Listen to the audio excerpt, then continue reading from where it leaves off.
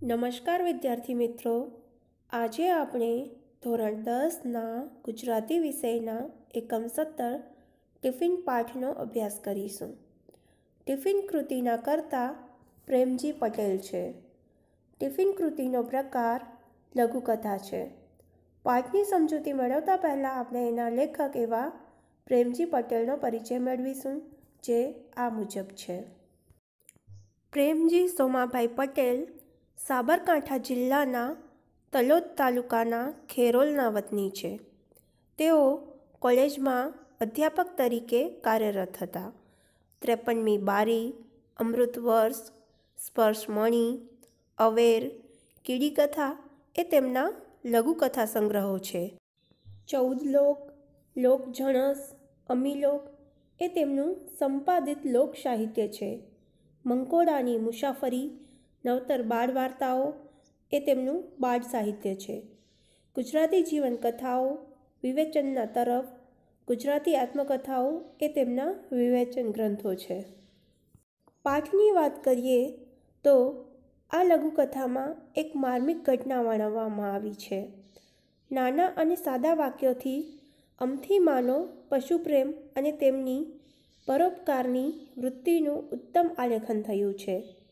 જમણવાર પ્રસંગે પ્રૌઢો માટે ટિફિન આવવાનું છે, છતાં અમથીમાં રોટલા ઘડતા દેખાય છે. તેથી લેખક અકળાય છે, પરંતુ અમથીમાં જુદી રીતે વિચારે છે. ગાય અને કૂતરી શું ખાશે?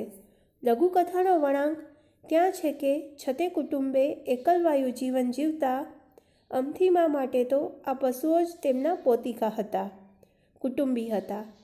એક જ પ્રસંગમાં મનુષ્યના સંબંધો સચોટ રીતે પ્રગટ થાય છે. તે આ લઘુકથાની વિશેષતા છે. હવે આપણે પાઠની સમજૂતી મેળવીશું, જે આ મુજબ છે. ટિફિન લઈ માંડવીમાં પ્રવેશતા સાદ કર્યો. અમથીમાં એ અમથીમાં. લેખક કહે છે કે માંડવી એટલે કે નાનો ઝરૂખો હોય એ જગ્યાએ ત્યાં જઈ એટલે કે એમાં પ્રવેશ કરતા લેખકે શાદ કર્યો અમથીમાને. અમથીમાં એ અમથીમાં. આય ભાઈ એમનો ધીમો અવાજ ડાબી તરફથી આવતો જણાયો. ત્યાં ગયો તો રોટલા ઘડવાનું ચાલે. ટપ ટપ ટપ. લેખક કહે છે કે તેમણે જેવો માંડવીમાં પ્રવેશ કર્યો અને શાદ કર્યો એટલે કે અવાજ આપ્યો અમથીમાને, તો અમથીમાએ એને કહ્યું, આય ભાઈ. આય એટલે આવ એ તળપદો શબ્દ છે. તો અમથીમાં એમની તળપદી ભાષામાં જ લેખકને આવવાનું કહે છે. તેમનો ધીમો અવાજ ડાબી તરફથી આવતો હોય એવું લાગતું હતું, અને લેખક ત્યાં ગયા તો રોટલા ઘડવાનું કામ ચાલુ હતું અને એનો ટપ ટપ ટપ એવો અવાજ આવતો હતો. આ ડોસી તો ખરા છે, કહીને ગયો તો કે હું તમને જાતે આવીને ટિફિન, જમણવારની ગમે તેટલી ધમાલ હશે પણ. લેખક કહે છે કે આ ડોસીમાં તો ખરા છે, હું એમને કહીને પણ ગયો તો કે હું તમને જાતે આવીને ટિફિન આપી જઈશ.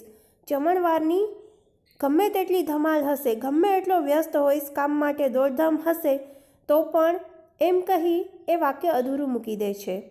એક દિવસ પૂરતા તો ધુમાડાથી બચે, પણ અમથીમાં જેનું નામ. ને લેખક એવું વિચારે છે કે એક દિવસ તો એક દિવસ પણ અમથીમાં ધુમાડાથી બચે, પણ અમથીમાં કોનું નામ છે એમ કહી એ ફરી વાક્ય અધૂરું મૂકે છે.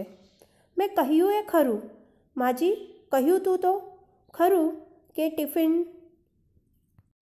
લેખક અમથીમાને કહે છે કે મેં તમને કહ્યું પણ હતું કે માજી ટિફિન, એમ કહી એ ફરીથી વાક્ય અધૂરું મૂકે છે. એટલે કે એ કહેવા માંગે છે કે મેં તમને કહ્યું હતું કે હું તમને ટિફિન આપી જઈશ, પછી આ લમણાજીકમાં ખોટી કામગીરીમાં તમે શા માટે વ્યસ્ત છો?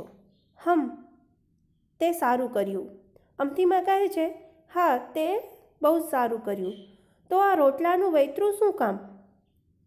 વૈતરું એટલે વેઠ, પરાણે કરાવવામાં આવતું કામ.